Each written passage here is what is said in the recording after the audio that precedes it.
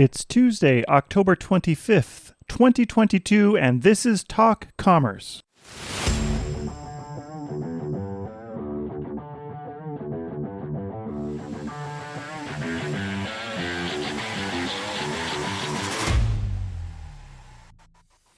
Some days we will be inundated and have to work a 10-hour day. Some days we will be consumed entirely by life, children, family, and other personal things. Jasna helps us to understand that we need to be present each day for our family and for our work.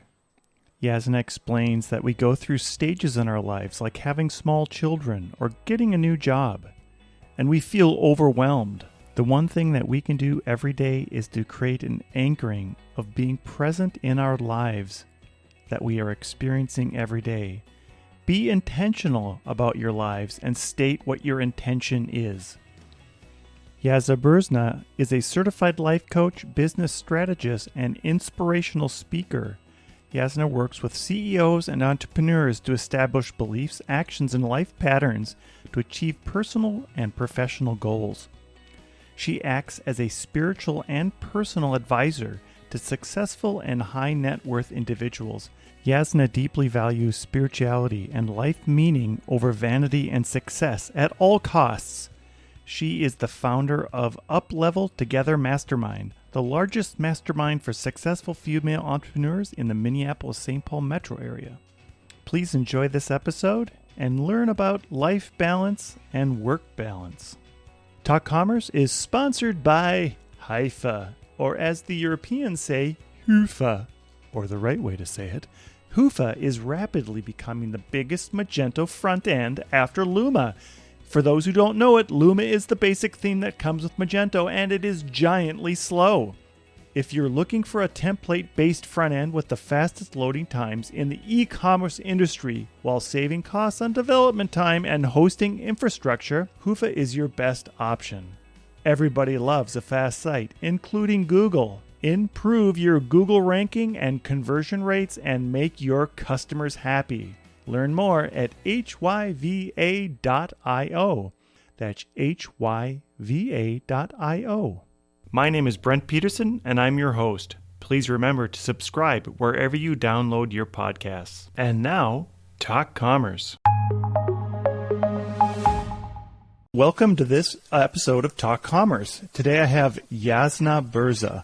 Jasna, why don't you go ahead and introduce yourself, tell us what you do in a day-to-day role and one of your passions in life. Oh, Brent, thank you so much for having me. I feel very honored. I am by profession a life and business coach. That's something I've been doing for the last 12 years. I've had a business. I'm also an angel investor, so I own multiple businesses, some passively investing in and some I'm very actively involved in. And currently, I am birthing my third child, which is my book. And it feels like I'm birthing a child. So that's what I have been fighting with these days. I'm here in Minneapolis and just very glad to be here. Yeah, great. So I know in the green room we talked a little bit about maybe some work-life balance. And why don't you go into kind of how you start off with, say, a CEO or owner of a business and helping them personally with some work-life balance? Sure. First of all, I think that a work-life balance is a misnomer, and I often have these lengthy discussions around why that might not be inaccessible to all of us in today's world. It's more like figuring out whether we are aligned with the work that we're doing and whether we're really very present at what we're doing. Balance I don't believe it exists in our everyday lives. Some weeks and some days we're going to be inundated. We're going to have a 10-hour days, and some days we're going to be completely consumed by life, by children, I look at a lot of my clients in the last 3 years being pulled from work because of the COVID, and they had to go pick up their kids from school. So there's been so much instability that has been created. So I think if we can just really be present in our every single day, do the best that we can, that will be the first thing. And secondly, there are stages in our lives, right? Sometimes when we small children and we're maybe starting a new job and we are so overwhelmed, there's not going to feel like there's any balance in any aspect of our life. That's a season. Seasons change, thank God, right? They ebb and flow. They don't last forever. So it is finding out, do I find overall that balance in my daily life? But one thing that I do believe that we can do every single day to create a sort of an anchoring or a grounding and being present no matter what kind of disequilibrium we experience in everyday life is to be very intentional about our days and stating what that intention is. So the book that I'm writing about is the research into quantum physics and thermodynamics and the fact that intention can be scientifically measured. This is absolutely mind-blowing to me that we can actually use it in our everyday life so that intention changes physical matter. That's incredible. So if I know that I'm going to have a full day, I know I have to just spill coffee all over myself, I have a car seat in one hand and I have 10 meetings in a day, I can say my intention is just to move through day with grace. It's just to get through it. So that is the intention we can have, and taking a deep breath in, we're grounding ourselves, and thus showing up with that kind of energy, we affect the world around us. That's a very long-winded answer, but I hope that works. Yeah, that's great. I think that it is important, and I do agree that there are these times when you're going to work more, you're going to have to put more energy into something. And from personal experience, I can say in a project management world, we're working on projects all the time, and sometimes clients tend to expect 150% all the time. And what that does is just burn you out and then burn your team out. So I know we've talked about work-life balance as a little bit of a misnomer, but it could happen that you are so engrossed in your work that you miss your kids and you miss all the other things that should be happening in life. How do you figure out what is that balancing act, and how can you be more intentional in making sure that you're paying attention to the places that you need to pay attention to? Sure, fabulous question. Thank you for clarifying. I think it starts with knowing exactly where our priorities are. And if we know that we just got a massive growth in our business or we've got a promotion in our career, we know that we're going to have to make that a priority for a little bit, for a month or 2 or 3. So there's going to be a lot more energy and intention and effort put into that area of our life. Long term, however, that never works because we're tilting the scales way too much and we're going to feel burnt out or inadequate. This is the case with a lot of women in the working world or in businesses who have children, and all of a sudden they're up all night. They're expected to show up at 8 a.m. and be the most productive members of the society, and that's a very crappy expectation of ourselves and of others. So I think that we have to ask ourselves, what is my priority right now? And when we have 3 million different projects going on and there's all of these things that we have to work on, I think that we are going to, again, handle them very differently if we are grounded and if we are aligned. So if we feel like we are overwhelmed and we're just fighting off the incoming and we feel we're constantly inundated, it is going to be very difficult to maintain. Eventually, we're just going to fall down, right? So the image that I would like the audience to envision is Neo in Matrix, right? Is that we can, through our intention, slow down time by saying, even though I have all of these things going on, I can do this. How do we do it? We do it one step at a time, right? Seneca said that by worrying about the outcome, we suffer, because the fear is a thing, or the fear of anticipation, it is in the future. It's not right here, right now, but majority of us are spending time anticipating.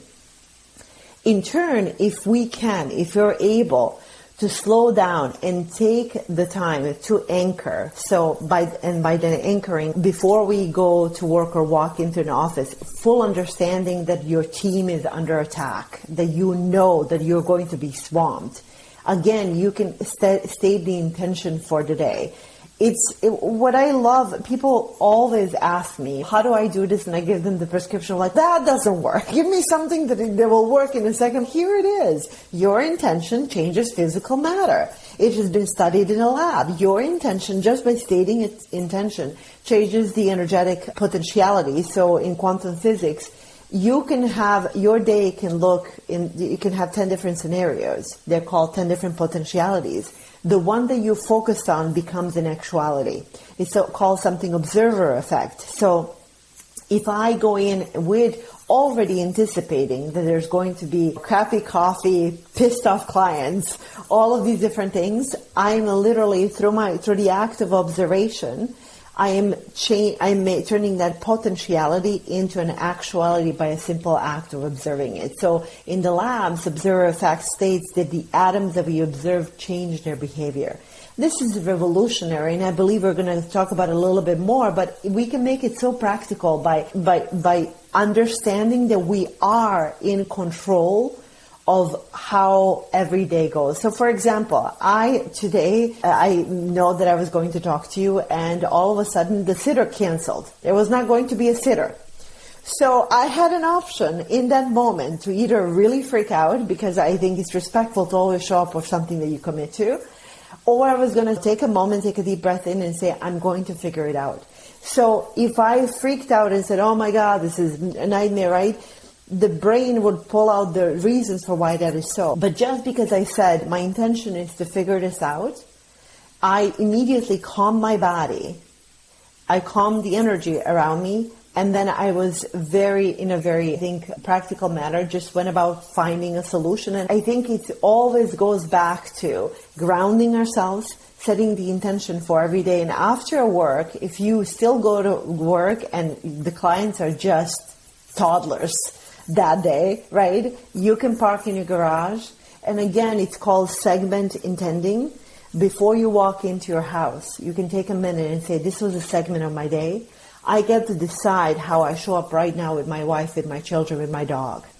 And that is science right there and then, and that is personal responsibilities. It's just sometimes we get tired and we forget that we are actually able to do that. Do you think there's a psychological effect on this intention if you're a pessimist versus if you're an optimist? Do you feel as though if you're a pessimist, you're going to come in with some negativity and your intention is going to be skewed? Absolutely. So Dean Radin, the chief officer in bioetic sciences, did numerous studies, and we know that belief in studies of prayer and studies of any kind, belief is the magic ingredient. So if you are a pessimist and you don't believe that something is going to work, it's the same with the medication that you take. You could be taking incredibly powerful medication, but if you deeply believe it's not going to work for you, it is not going to work. So that's a nocebo effect, right? So when we're negating that, so I think that it is the belief, we do have to have a belief that it is possible. Unfortunately, I think what happens is we get into something called cognitive, and it's an internal cognitive dissonance. When life gets really hard, we hold on to our beliefs and we get into the victimhood of how you don't understand, it's very difficult for me because you don't know how to figure it out. And I think if we can just for a moment assume, and that's everyone across the board, I'm the first one that experiences it. For a moment, I can just say, okay, what if this was not my truth? What if I could look at it a different way? So optimists in general are going to have a better life experience. So I'm an eternal Pollyanna. I'm a realist to the core because I grew up in a refugee camp, right? It's like I had a really shitty life. I'm a realist. I know that life can be inherently horrific. I know that people can be insanely vicious, and I know that life can be tragic. But I'm also an optimist because even if I envision and I believe in the best expectations doesn't work out that way, I'm still in a great mood. So I think, and that correlates with better health, better sex, better work, better everything. I think that we should always question our beliefs, and absolutely there's a correlation. Let's take that one step further as a leader, as a business leader. you're projecting onto your team something, and even if you have a client and they're projecting something onto you, if your client is projecting onto you complete negativity and everything's a failure and how can we fix this or something, how do you as a business leader then project on not just the intention but the leadership to make sure your team is also intending on that same path? Is there a challenge in making that focus work with your whole team? I think it starts with modeling. When we model calm, and we model in terms of a client really throwing a fit and having a horrific experience, we can get caught up in the tailspin of anxiety and chaos and drama, because when clients are mad, they're mad, right? And they really bring that energy into our everyday life, and it is very difficult for most of us to deflect that, to not let it affect us. We're only human. And studies do show that those people with the most powerful circle of energy, whether it's positive or negative, are going to influence us. Again, I know I sound like a broken record, but the need to ground ourselves. So for example, if we're running on empty and we happen to be in one of those meetings, we're going to lose it. We are not going to show up as a role model for our team. We're not going to be able to effectively shield the shots, so to speak. So I think that if we continually invest in ourselves by grounding ourselves, it doesn't have to be long. People think I have to do these extravagant TM meditations or whatever it is. It can literally go running to the restroom and breathing deeply for 2 minutes and saying, and just like releasing it. We just don't do that. We do not segment intent. We don't create any breaks between chaos to chaos or situations. So when that happens, we have a choice. And sometimes we're going to lose it. And that's, again, it's only human. Every time I lose it, my husband's like, and you call yourself a life coach. That's like the proverbial, like the best dig that he can give me, right? Because everyone does it. So then when that happens, I know and I can say, what have I been thinking or doing in the last 2 days that allowed me to be so volatile? So then in that moment, we can decide to know that if the client is very angry and they're projecting and they're bringing all kinds of ugliness at us, that is a reflection of their mind and state of mind. With respect, we can hear them, but I think we can diffuse that by staying calm, because it always takes two, right, to debate that. And lastly, that is communicating that with the team. There's always, sometimes clients are just irrational, right? And in our mind, they just are. But to them, maybe we haven't delivered on something. And maybe there's a missed piece of communication. Moving into the accusations or engaging in the emotions. What are the facts? How can we fix this now? My intention is that we fix it with the most peaceful resolution that works for everyone. And then when you make that statement, it doesn't mean it's still not work and it's still not going to be difficult, but you're going to treat it, you're going to approach it with a very different mindset. Yeah, I can definitely relate to the losing it. And I know that I don't think my clients know that I have a button to push, but there is a button that somehow triggers within me where you feel as though whatever they're saying is so outrageous that you want to respond with so much energy that, again, then you end up escalating the whole situation. Is there some tools that you use to help yourself to remain grounded when that button is pushed? I know for myself, my button sometimes is just a snap and boom, I'm like Dr. Jekyll and Mr. Hyde. And I know that slowing it down and then being, like, I think intention is a great word in this one. Is there some tools that you use for that as a coach? Yes, there are two sets of tools. And by the way, welcome to the rest of the world. That's all of us. That is everyone at some point. We just boil and we just explode. It's a release, right? The boiling point is going to happen more often when we are not engaging in, again, everyday grounding. Right? If we are constantly, it's like when when we're first with a partner and we're first married and they say something that really annoys us. It's just, or the proverbial toilet seat, right? Please put it down, just do it. And then we kindly ask, and over time, I think there's a story that we create. We just don't have as much patience for it, right? Eventually, we just explode. Number one, in that moment, right there and then, the best tool that we all have at our disposal is breath. The way breath works, it's so simple, but so incredibly powerful if we can remember it in the moment. When we deeply breathe, we are immediately activating the parasympathetic part of our brain that's responsible for relaxation and peace and calm. Sympathetic part of our brain is the fight or flight, right? That's the active one. The two cannot be lit at the same time. So one has to win. So the breath immediately, so you're hacking your physiology and biology. By inhaling deep breaths in and out, you're immediately calming your emotional state. So that is the first, such a simple thing to remember. And we just don't use it. Most of us, I do not recall the exact numbers, but how little we utilize the breath. Most of us have very shallow breath. So that will be number one, most important thing. If you're able to then calm yourself, and you can then ask yourself, like, how do I stay calm, right? Instead of just reacting, how do I do that? Because the questions you ask determine our lives, right? And if we can just separate ourselves from the emotionality, we will win every single time. But after that, the really beautiful question would be to ask, why did I react the way I reacted? Right? There are times when I'm in traffic, someone cuts me off, and I bless them, and I wish them well, and I say to my children how they must be in a hurry, and I'm such a Mother Teresa about it. But there are times when someone cuts me off, and I freak out. Why? Same instance. The only variable that's different is it's me, right? So why did I react that day in that moment?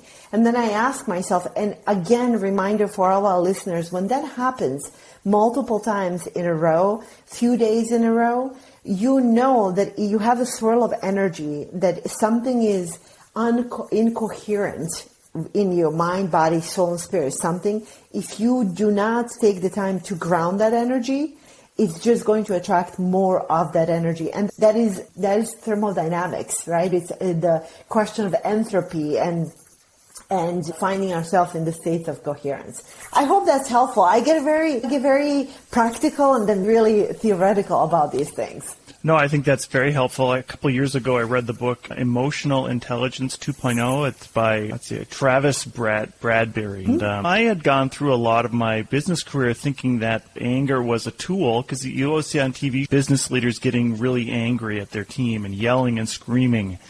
And after reading the book and going through some of their exercises, I came across the realization that it's just a negative tool, and it scares everybody. And you lose trust with your team instead of gaining trust. And maybe it's different from a coaching standpoint if you're doing a football game or a basketball game, but I think in a business setting, there's not a lot of place for, and that button pushing tends to push away not only your clients, but your team members, your employees. Anger has a lot of charge to it, and it scares people. Right? So you're right. When we're in a business environment, if we're angry enough and often, people will not want to be around us. Having said that, it can be a very powerful and very motivating emotion if it's not expressed or self-inflicted. What do I mean by that? There will be times when we're feeling very down on ourselves, depressed, having a hard go at life.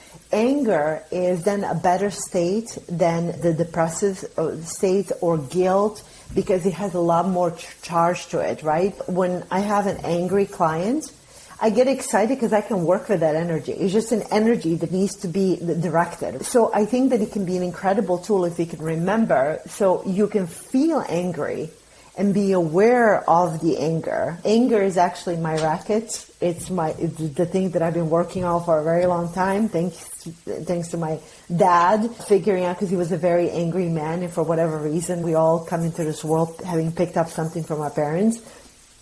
And when I learned to channel my anger, and not see it as something negative, I felt more in control of my life. So anger can be inflicted onto others or onto ourselves, both incredibly destructive, right? So neither are really good.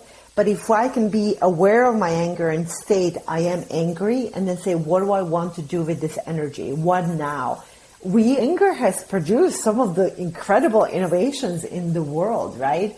And I'm a really big believer also on love and anger, just these opposing views very often. The more I understand myself, the more I love myself, the more I understand that you and I, for example, are connected right now, and quantum physics say we're entangled, then I can be a little bit more kind to you and everyone else around me, because then I am also at the same time being kind to myself, if that makes sense. Yeah, that's really good. I think that it's hard to find that space.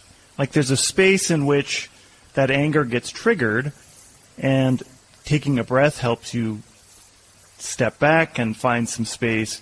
Tell us, I'm interested in how you channel your, let's just say your angry client. How do you channel that anger into positivity for them?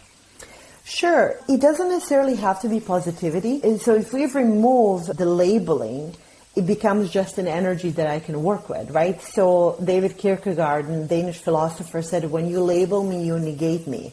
All of a sudden, if I say I'm angry or I have this incredible anger, I have an angry client, they become that. So when they come in, they're just so furious, for example, at the team, or someone is not doing something. Anger is a product, it's an emotional reaction to something unjust. It's something unfair. It's around righteousness. It's about ego. And it's also about things not being done right. And then the process that we're taking, like, why are you angry? Tell me all the reasons. Okay, that's great. What happened? What are the facts? And very often when you look at the facts are very different than our emotional charge, right? The fact, again, someone flicking me off or cutting me off in traffic, I can be either peaceful about it or angry about it. So there was something about that particular interaction, that particular client, that particular moment that triggered us. The first is self-reflection, like we mentioned. Why did I react the way I did?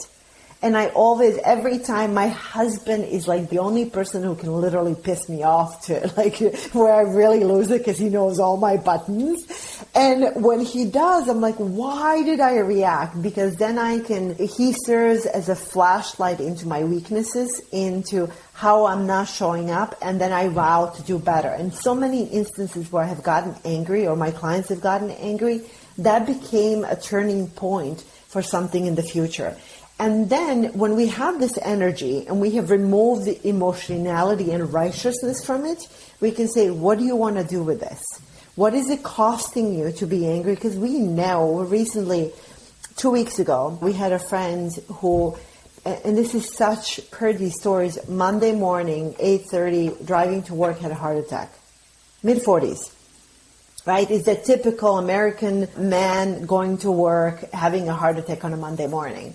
And the anger is such a negative influence. Like the stress and anger are such huge correlators of heart disease and heart attack in our country. So then you have to ask yourself, we all know it's not good for us mentally, physically, emotionally, or spiritually. Okay, so now I know, what do I want to do with this energy? Here it is. You can even say, here, put it in your hands and feel it. You can give it a name. And then it's not out there that it just, you lost control over something. You're turning into something that you can mold. And we can mold that and say, great, what do I want to do with that? I never want to do that again, that's for sure. Or I want to fire that person. Or maybe very often also, this is very difficult to admit, sometimes we're really angry because someone calls us on our stuff and we know that they're right, but God forbid we ever were to admit it, right? Because that's the ego being crushed. So it is awareness, become very aware why in that moment. Make sure that you're fully understanding what it's costing you if you continue to do that. And then third, what do I want to do right now with this energy? Because energy is constructive. There's a lot of there's a lot of, or anger is constructive, there's a lot of energy to it, and then we can redirect it. And with a lot of my male clients who are CEOs, and they're very ambitious, they're very driven, one of the first things that I have them do is have them go to the gym. It's like, that's it. I'm going to fire you if you just don't go to the gym, and you have to, like, for 2 hours go hardcore. And what happens is this incredible release, physical release, that happens because our emotions have to fizzle out. And when that happens, then we can resume with a cleaner slate. Yeah, I can also speak from experience, and you brought up the fitness thing, that I'm often at the end of the day so out of energy that I don't feel like doing anything, but I'm in a running group, so we all go running, and suddenly, after an hour and a half, I come back feeling absolutely energized and fantastic, and it's 7:30 at night, and I haven't eaten anything. But that act, I think, of disconnecting from your whatever was causing you that stress and tiredness, and then going into that physical activity, pivots your whole mind and self into doing that new thing, or getting for me, it just gets my mind out of it, and then the physical part of it, I think, flushes out all that all that negativeness from your body. Yes. Oh my! Isn't that beautiful? Look how you hacked your day. You found what works for you, and that is so brilliant. And it will be very different for but that is such a powerful thing to do. And another powerful thing to do, which is a complete antidote to going hard at the gym, is to go in nature, take your shoes off. Soon enough, it's going to be snowing, so maybe here in Minnesota, so maybe not. But go hug a tree, or just observe the nature around you. Studies are showing the concept of Shinrin-yoku, or forest bathing. Within 20 minutes only being surrounded in one of the parks that we have, multitudes of trees, lowers cortisol by 72%. That's staggering. That's measurable. That is something that is so powerful. And what is the first thing that spikes up when we're angry? It's cortisol, right? And the same thing with the exercise. So whether you sometimes feel like you just want to go and run with your friends, or you just really want to go and hug a tree, both work. And I would suggest that we both try that. In the end, Brent, what I really want to make loud and clear, and this is, I have so much pushback with my editors with the book, is that we are ultimately in control of how we show up every single day. We are. And and this is why it hurts when I fight with my husband and he calls me on it, because I know it all too well, right? We're going to make mistakes because we're human. We're going to be caught up in life and difficulty, and think about the world that we live in right now in chaos. We just have to do the best that we can every single day with the tools that we have. But if you start with the belief that I can change this, I can stay on top of it, you're immediately winning, because that belief is going to set an entire onslaught of actions that you're going to take that are going to prove you that you're right. Whatever you believe is right. Yeah, I want to take a few minutes here to talk about learning resilience. And I know in your bio you talk about helping people to learn to be resilient. Some people get beaten down and it's hard for them to get up and do it. What is your take on being resilient, and how can you help others be resilient? This is such a phenomenal question. I often get asked. Resilience is a muscle. Just like we flex these biceps, babies, and shoulders, it's the same thing with resilience. It is an internal mental muscle. Unfortunately, I'm an immigrant, so I'm from Bosnia, and I had such an incredibly difficult life, majority of my life. So by observation, I'm a very proud American, but the way I grew up was in incredibly hard circumstances, which as a child, you learn you have to bounce back simply in order to survive. What is happening for most of us is that we have become way too comfortable. We don't want to walk half a mile to a store. We don't want to handle any kind of feedback. Right now, you're thinking about it has become very difficult to receive any kind of feedback. I've had employees, when I would give them feedback, they would start crying. And I'm like, oh my gosh, I really have to work on this, because it's not criticism, it is just feedback. So I think it is a very big problem And yet, the assumption is that the chaos is always going to happen around us in one form or another. Hardships and pain, disappointments and loss is going to happen. To think anything other than that is absolutely foolish, right? Like Buddhists talked about, suffering is just a fact. Get ready to suffer. Sometimes things are beyond our control. We're going to find ourselves in circumstances of incredible hardship. Expect it. You have to expect it. We all expect being churned in butter and always comforted by our parents and taken care of by our government. And I think that is the greatest disservice done to us, because resilience allows us to always bounce back better. What do I mean by that? It's like that, especially in business, for starting companies, running multiple projects. If we look at most successful people on planet Earth, they've had such a big share of failures that most of us would just like completely shrivel away from that level of exposure and stress.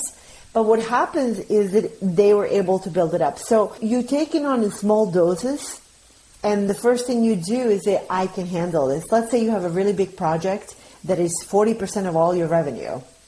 And that's a client. And all of a sudden you lose that, and you know that you're dependent on it.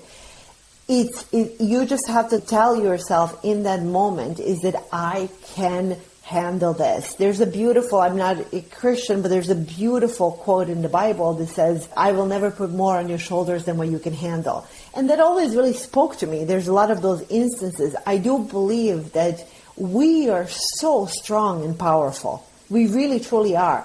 Especially when we say that we are. So again, it's going back to the conversation around the belief. No matter what comes your way, today, a small loss or a big loss, if you just say, I don't know how, so you're not negating the presence of a total shit show storm that you're experiencing. I don't know how, but I will figure it out. And if you say that enough in small doses, becomes this big muscle that when really big things happen, it's not even a matter of believing really that you are going to take care of it. So today, maybe for you it wasn't a big deal, but for me, like a sitter canceling, like that disrupts my entire work day. I have an entire day scheduled today. So what I did in that moment, because I know I've been in these situations before, I knew that I was going to be okay no matter what.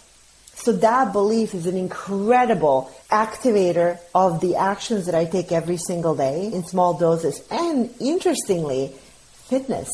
Fitness is a beautiful placeholder for building resilience. So if you feel like you are just like shaken by the life very often, go sign up for a HIIT class. Go sign up for something really challenging.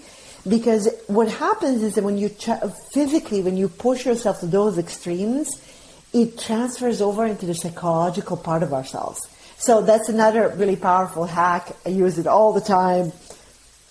That's it.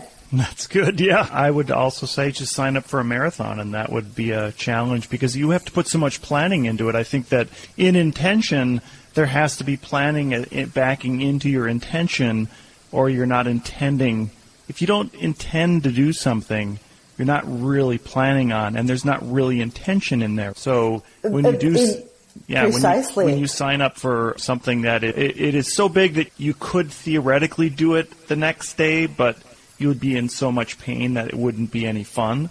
That intention of doing that and then taking that journey, and I always say the training is the journey, the actual race is just the end of that journey, which is the journey for me is more fun than just the race. But that is an intention that you put yourself into, and maybe for business leaders as well, putting some of that intention into that planning can go back to your I don't want to say real life, your job, where you're going to have to do these same type of things, right? Every single time. You said it so beautifully. My husband is a triathlete, and he's so disciplined in all things life, and he's a planner, and I am not about most daily things, and he is. And he always says, if you fail to plan, you plan to fail. And that's a very powerful, for him it's a reference to fitness, but it's in just everything. And the intention, a way of planning, right? Planning on the future. You have to pause and intend for what that is. You said it so incredibly beautifully.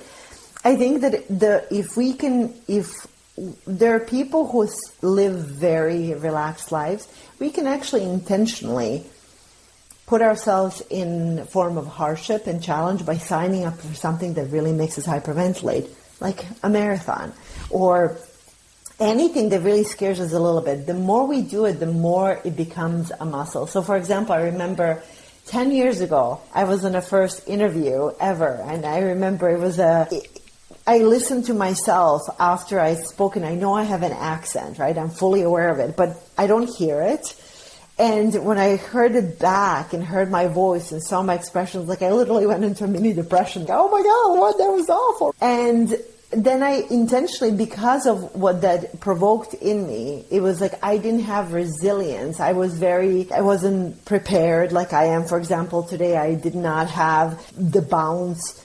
I put myself in a situation to do it over and over and over again. Anything that we do over and over again becomes a skill. It becomes a habit. We become better at it. I don't know about you, Brent, but I look at the world and I really do believe, and I'm Pollyanna, by the way. People listening, I'm like optimist to the core. I do believe that we should anticipate a lot more instability in the world, simply with the way that things are happening. Everything is built for it. So unless we build resilience, we're going to have the most powerful pandemic in the world. That is one of the mental health. We're already seeing it, how affected we are by the effects of the world. So resilience is a thing that we have to practice every single day. And we can, because we are strong. Yeah, that's such a great lesson, and I think that's a really good illustration too. The more we do something, the more it feels less foreign, let's say. It feels, there's nothing behind there that I'm not really sure about, or if there is something, now I have the tools that I can deal with that something that may come around the corner. I think that's a great lesson to learn. Jasna, we have a few minutes left here. At the end of every podcast, I give our guests an opportunity to do a shameless plug about anything you'd like. What would you like to plug today? Oh, I would like to, instead of a plug, because I came to the point where my intention right now for the rest of my life, as I'm writing the book, I had to be very clear about the intention for my book. And my intention, I've gotten from a refugee kid in Bosnia, having lived through war, to living the kind of life I'm living. I think I'm good. Like, I'm so grateful to God for the life that I'm living. So I've made a decision that everything that I do going forward is to genuinely serve humanity and be of service. So I would like to, instead of a plug, invite the audience in just such a heartfelt invitation. And quantum physics states that if you're listening to this, you're listening to the vibration of my voice right now. We're entangled, and Brent and I are entangled. That you really take a moment and you maybe find yourself in the forest doing some forest bathing, focusing on mental health. This new world is ushering so many difficulties and so many challenges that I have seen in myself, and I don't often react, and in my clients, my friends, and people at large, that it frankly frightens me. I have never seen anything like this before in my career. So I would like to make a just earnest request that we do something today very intentionally. We set an intention that we ground ourselves one form or another, whether it's meditation, lighting a candle and saying a prayer, whether it's really hugging our children or our dogs, our pets really tightly, our loved ones, or simply going into nature and communing with nature. And if you hug a tree, then you're winning life. So that would be my plug for today. That's great, and I'm going to go up and I'm going to go hug my two dogs, one Jack Russell and one Lab. The Jack Russell might be a little harder to wrangle, but I'll do that. That's such a great little piece of parting wisdom. Thank you so much. Such a pleasure. Yeah. So Jasna, Burza, thank you so much for being here. It's been such a great conversation, and I wish you all the best. Oh, thank you so much for having me, and likewise, all success, all good. May all good and all success find you, and to the audience listening to this. Thank you for making it to the end of this episode of Talk Commerce. Please rate this episode wherever you download your podcasts. We are actively looking for people to participate in the Free Joke Project. Go to talk-commerce.com and sign up for your free spot on the Free Joke Project. If you are a business, I will do a 30-second elevator pitch in the spot to help promote your business. That's talk-commerce.com.